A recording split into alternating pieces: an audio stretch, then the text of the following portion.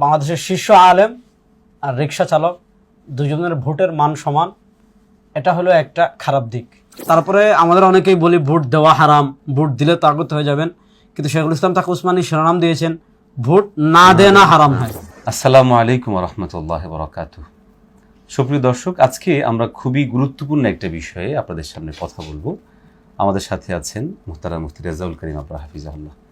দর্শক, 2024-এর গণ অভ্যুত্থান পরবর্তী বাংলাদেশে একটা নতুন আশার জায়গা তৈরি হয়েছে। সেটা হচ্ছে ইসলামপন্থীরা আগামীর বাংলাদেশে মসনদে আসীন হওয়ার একটা সুযোগ। তবে এই সুযোগ কিভাবে আমরা কাজে লাগাবো? খুব স্বাভাবিকভাবে আমাদের দেশে যে ভোটের মাধ্যমে পরবর্তী রাষ্ট্রপরিচালক নির্ধারণ হওয়ার যে প্রক্রিয়া, এটা নিয়ে ব্যাপক ধরনের ভুল বোঝাবুঝি আছে এবং এ নিয়ে বিভিন্ন প্রকার বাড়াবাড়ি এবং ছাড়াছাড়ি আছে। আমরা এই রিলেটেড যে সমস্ত বিষয়গুলো আছে, ভোট, আমাদের প্রচলিত রাজনীতি, ইসলামী রাজনীতি এবং প্রচলিত বিভিন্ন পদ্ধতি যে রাজনীতি আছে, এই সমস্ত বিষয় নিয়ে আমরা কথা বলবো আপনাদের সাথে ইনশাআল্লাহ। প্রিয় দর্শক, আমরা যে বিষয় নিয়ে প্রথম আলাপ দিব সেটা হলো নির্বাচন। এটা হলো নেতা নির্বাচনের একটি প্রক্রিয়া এবং নেতৃত্ব নির্বাচনের একটি প্রক্রিয়া। প্রচলিত আমাদের যে ভোটার সিস্টেম আছে তার অনেকগুলো খারাপ দিকের একটা দিক হলো আমাদের ভোট সিস্টেমে ডক্টর ইউনূসের ভোট আর শেখ হাসিনার ভোটের মান সমান। মনে করেন বাংলাদেশের শীর্ষ আলেম আর রিক্সা চালক দুজনের ভোটের মান সমান, এটা হলো একটা খারাপ দিক। আর আরেকটা খারাপ দিক হলো আমাদের দেশে দেখা যাচ্ছে একজন সমষ্টিগতভাবে ভোট পেয়েছে 51%, সে কিন্তু রাষ্ট্র ক্ষমতায় চলে যাচ্ছে। বাকি এই যে 49% যে তার বিপরীত, এই 49% এর ভোটের কোনো মূল্যায়ন হয় না।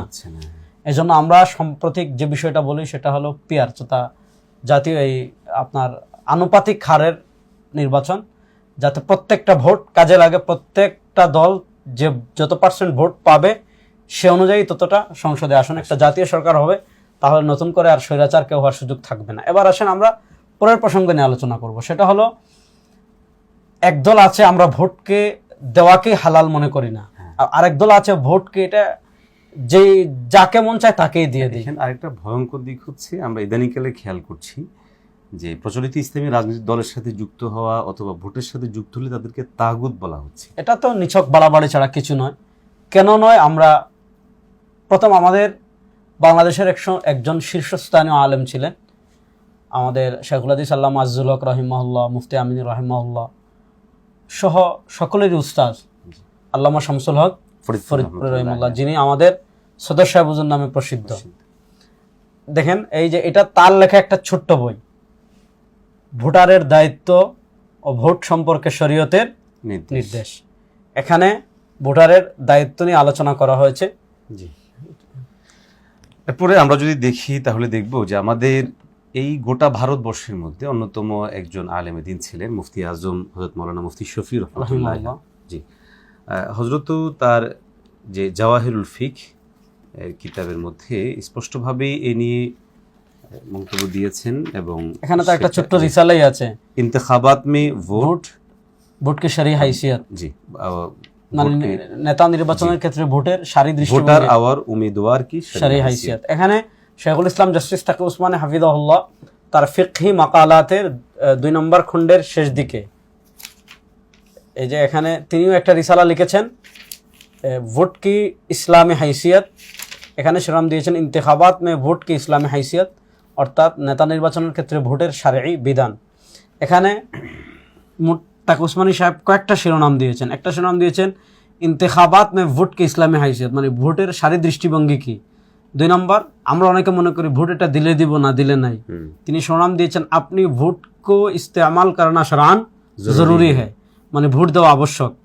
তারপরে আমাদের অনেকেই বলি ভোট দেওয়া হারাম, ভোট দিলে তাগুত হয়ে যাবেন, কিন্তু শেখুল ইসলাম তাকি উসমানী শিরোনাম দিয়েছেন ভোট না দেনা হারাম হয়, ভোট না দেওয়া হারাম।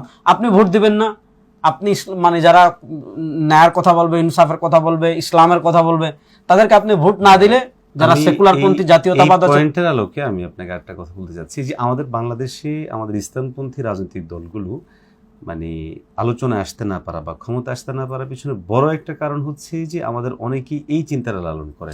আমরা দেখি একটু তাকে উসমানী সাহেব এখানে কি বলেছেন, আমরা এটা একটু খুলে পড়তে পারি।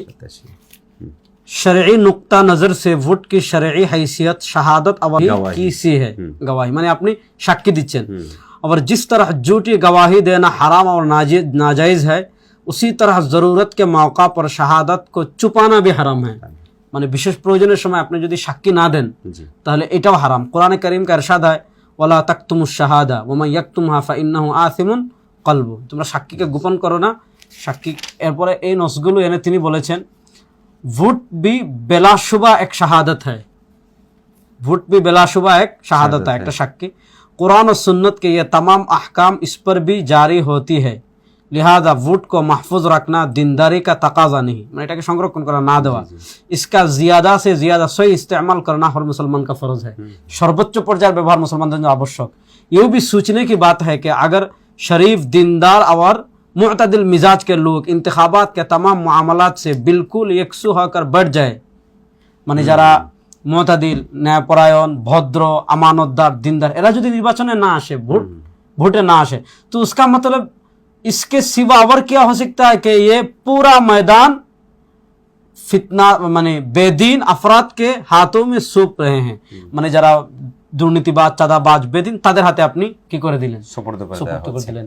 এটা একটা কিন্তু গুরুত্বপূর্ণ পয়েন্ট। হ্যাঁ, এই জন্য আমাদের যেটা জরুরি সেটা হচ্ছে যে এই বিষয়টা উম্মার সামনে নিয়ে আসা। আর সবচেয়ে বড় কথা হলো আমাদের এই জায়গাটা আকাবিরিনদের সিদ্ধান্তটা আমাদের অবশ্যই সম্মানের সাথে নেওয়া উচিত। এবং সমকালীন প্রশ্ন হচ্ছে আমরা যারা এই সমস্ত কথাগুলো বলছে আজকে, তারা এর বিকল্প আমরা কি দিতে পারছি বা বিকল্প পথপন্থা আমরা কতটুকু তৈরি করতে পারছি, এখানে আমাদের সামনে। এখানে দেখেন শেখ মুফতি তাকি উসমানী হাফিজাল্লাহ লিখেছেন, জি আমাদের এই মুফতি শফি রহিমাল্লাহ লিখেছেন, আমাদের সদর শাহ হুজুরও লিখেছেন, इंतखाबात में वोट की शरई हैसियत कम अज कम एक शहादत की है, যে কমপক্ষে এটা সাক্ষীর আপনি সাক্ষী দিচ্ছেন, जिसका छुपाना भी हराम है और इसमें झूठ बोलना भी हराम, इस पर कोई मुआवजा लेना भी हराम। এই পয়েন্টে একটু আলোচনা করেন যে মানে ভোটের বিনিময়ে ভোট দেওয়া এটা হারাম। হ্যাঁ, এটা তো আমাদের দেশে ব্যাপকভাবে চলছে। এখন দেখা যাচ্ছে যে এই কালো টাকা না থাকলে কেউ নির্বাচন করবে এটা সে কল্পনাও করতে পারে না। এবং দেখা যাচ্ছে যে কাকে কে নির্বাচিত হবে বা কে আগামীর এমপি হবে এটা একটা বড় মানদণ্ড ধরা হচ্ছে কার বেশি টাকা। দেখা যায় নির্বাচনের কথা আসলে আপনার এত কোটি টাকা আছে কিনা যে আপনি, অথচ একজন এমপি কিন্তু তার পকেট থেকে টাকা দিয়ে জনগণের জন্য খরচ করবে না, রাষ্ট্রের টাকাগুলো কিন্তু সে খরচ করবে। কিন্তু এই লোক যখন নির্বাচন হওয়ার আগে যখন কালো টাকা দিয়ে নির্বাচন করছে তখন সে ওই টাকাগুলো আবার তার পকেটে কয়েক গুণ বেশি ঢুকিয়ে ফেলছে। এই জন্য আমরা মুফতি শফি রহমতুল্লাহ আলাইহের সুস্পষ্ট বক্তব্য থেকে বুঝি সেটা হচ্ছে যে ভোট বিক্রি করা মুআওয়াজা লওয়া, তিনি স্পষ্টভাবে সেটাকে হারাম বলেছেন। আমরা সহজ করে বলি বেচা কেনা হয় গরু ছাগল, মানুষ কখনো টাকায় কি হয় না, বিক্রি হয় না। এখানে আমরা আরেকটা প্রসঙ্গ বলে আজকে শেষ করব, না আহাল কো ভোট দেনা শদীদ তর গুনাহ হয়, এটা মুফতি শফি রহিমাল্লাহর বইও আছে। এই যে আমাদের সদর শাহ হুজুরের এখানে তিনি আলোচনা করেছেন ভোট সম্পর্কে শরীয়তের নির্দেশ। ভোট শব্দের শাব্দিক অর্থ মত বাড়ায়, পরিভাষায় ভোট দেওয়ার অর্থ কাউকে তাহার সততা বিশ্বস্ততা ও যোগ্যতার সাক্ষী দিয়া তাহাকে প্রতিনিধিত্বের পদের জন্য সমর্থন করা, অর্থাৎ আপনি তার পক্ষে সাক্ষী দিচ্ছেন। এখন সে যদি চুর হয়, ডাকাত হয়, চাঁদাবাজ হয়, দুর্নীতিবাজ হয়, তাহলে আপনি মিথ্যা লোকের পক্ষে সাক্ষী দিয়েছেন। স্পষ্ট যে আদাল্লু আলাল খায়র কাফাইলি, বেশক। আবার অপরদিকে কেউ যদি কোনো খারাপ জিনিসের প্রতি দালালত করে তাহলে এটার একটা বড় ইয়েও কিন্তু তার উপরে আসবে। এটা আমাদের অবশ্যই সবার খেয়াল রাখা উচিত যে আমরা কাকে ভোট দিব। এবং এখানে তাকি উসমানী সাহেব লিখেছেন না আহাল কা ভোট দেনা শদীদ তর গুনাহ হয়। এখানে না আহাল মানে আমরা মনে করি কি যে যার টাকা নাই, বড় নেতা না, এজন্য দেখা যায় আমরা অনেক সৎ আদর্শবান মানুষ, তারা প্রার্থী হলে তাদের পক্ষে আমরা কাজ করি না বা তাকে আমরা ভোট দেই না।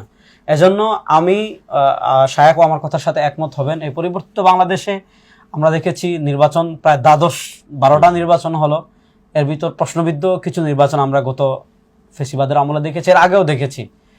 তো এবারের নির্বাচনে আমরা যে কাউকে ভোট দেব না, শরিয়ার মাসআলা মাসাইল মাথায় রেখে এবং আমাদের বুজুর্গ, আমাদের আকাবিরিনগণ, আমাদের উলামায়ে কেরাম, ফুকাহায়ে কেরাম যেভাবে মতামত দিয়েছেন সেই আলোকে রেখে সৎ আদর্শবান যোগ্য আল্লাহভীরু মানুষকে আমরা ভোট দেবো ইনশাআল্লাহ। এখানে গুরুত্বপূর্ণ পয়েন্ট যেটা আমরা আবারও দর্শকদেরকে স্মরণ করে দিতে চাই, সেটা হচ্ছে বিচ্ছিন্ন কারো বক্তব্যের উপর কেন্দ্র করে আমরা ভোট অধিকার প্রয়োগ থেকে আমরা বিরত থাকব না। দেখুন, সম্ভাবনাময় এই সময়টাতে আমরা যদি ভুল করি, আমাদের কেউ কেউ এই কথাগুলো বলেন যে সিস্টেমের ভিতরে ঢুকে সিস্টেমকে পরিবর্তন, আপনি খেয়াল করেছেন কিনা যে এটা কিন্তু একটা ব্যাপকভাবে প্রতিষ্ঠিত একটা কথা, এবং বিভিন্ন দলও কিন্তু এখানে গড়ে উঠেছে যারা মনে করে যে সিস্টেমের ভিতরে ঢুকে পরিবর্তন করা যাবে না। এখানে সবচেয়ে গুরুত্বপূর্ণ কথা হচ্ছে যে সিস্টেমের ভিতরে ঢোকা থেকে কি বোঝানো হচ্ছে। এখানে ইসলামপন্থী রাজনৈতিক দলগুলো কি আমি খুব সহজ করে বলি যে গণতন্ত্রের যে চিন্তা ফিক্রি, একটা হলো ফিক্রি, এটা তো হারাম শিরিক, এটা তো কোনো সন্দেহ নাই। একটা হলো গণতন্ত্রের যে নিজাম আছে, যেটা সিস্টেম, যেমন গণতন্ত্রের একটা সিস্টেম হলো নেতা নির্বাচনের পদ্ধতি। এখন এই যে নেতা নির্বাচনের যে পদ্ধতিটা, নির্বাচন এটা একটা পদ্ধতি, এটা এই নির্বাচনকে আপনি যদি হারাম বলতে চান, নেতা নির্বাচনের এই পদ্ধতিকে দেখেন, ইসলামে নেতা নির্বাচনের একক কোনো পদ্ধতি আমাদের উপর আবশ্যক করে দেয়নি যে ইসলামের নেতা এই পদ্ধতিতেই নির্বাচন হতে হবে। এই জন্য দেখেন খায়রুল কুরুনের এক একজন আমাদের খোলাফা রাশিদিনের এক একজন খলিফা এক এক পদ্ধতিতে খলিফা নির্বাচিত হয়েছেন, এবং এটাই হলো আমাদের সুন্নাহ। কিন্তু এখন ওই পদ্ধতি আমাদের সামনে আমরা চাইলে প্রয়োগ করতে পারছি না, যে পদ্ধতিতে খোলাফা রাশিদিন খলিফা হয়েছেন, আহলুল হাল্লি ওয়াল আকদের মাশওয়ারা শুরা, এখন আমরা চাইলেই পারছি না। এখন আমাদের দেশে নির্বাচন এটাকে আমরা আপাত সাময়িক একটা পদ্ধতি হিসাবে গ্রহণ করেছি। যখন এর চেয়ে ভালোটা আসবে, এর চেয়ে উত্তমটা গ্রহণ করার সুযোগ আসবে, তখন আমরা ভালোটাই গ্রহণ করবো ইনশাআল্লাহ। আমরা আগবেরে বলতে পারি সেটা হচ্ছে যে আমরা যেহেতু ইসলামী আন্দোলনের সাথে জড়িত আছি, ইনশাআল্লাহ যদি কোনোদিন এদেশে ইসলামী দলগুলো ক্ষমতা যায়, আমরা ইনশাআল্লাহ গণতন্ত্রের যে সমস্ত বাজে দিকগুলো আছে আমরা সেগুলো পরিবর্তনের স্বপ্ন দেখে কাজ করছি ইনশাআল্লাহ। আল্লাহ তাআলা আমাদের সবাইকে সঠিক পথে পরিচালিত করুন। অতএব আমরা সবার প্রতি আহ্বান জানাবো, সেটা হচ্ছে যে নিঃসংকোচে নিঃসন্দেহে আপনারা ইসলামী রাজনৈতিক দলগুলোর সাথে যুক্ত হবেন। ওলামায়ে কেরাম, বিশেষ করে আমাদের বর্তমান আকাবিরিন এবং পূর্বের আকাবিরিনরা যে সমস্ত বিষয়ের উপর আমাদেরকে সিদ্ধান্ত দিয়ে গেছেন, ওই সমস্ত বিষয়গুলোকে আমরা সেভাবেই মেনে নেওয়ার মধ্যে আমাদের জন্য কল্যাণ রয়েছে। এখানে নিজেদের জায়গা থেকে বিক্ষিপ্ত বিচ্ছিন্ন কারো মতামতকে গ্রহণ করে সংশয় সন্দেহ হয়ে আমরা যদি বারবার আমাদের রাষ্ট্রযন্ত্রকে ভিন্নদের হাতে ছেড়ে দিই, এবং বারবার যদি আমরা ওই সমস্ত মানুষদেরকে ক্ষমতায় আনি যারা বিগত সময়ে আমাদেরকে বিভিন্নভাবে ক্ষতিগ্রস্ত করেছে, তাহলে আগামীতেও আমরা ক্ষতিগ্রস্ত হব, দেশ ক্ষতিগ্রস্ত হবে, সামগ্রিকভাবে এটা আধিপত্যবাদ বিস্তার লাভ করবে। আল্লাহ তাআলা আমাদেরকে আগামীর বাংলাদেশে ইসলামী শাসন প্রতিষ্ঠায় কাজ করার তৌফিক দান করেন। আমিন।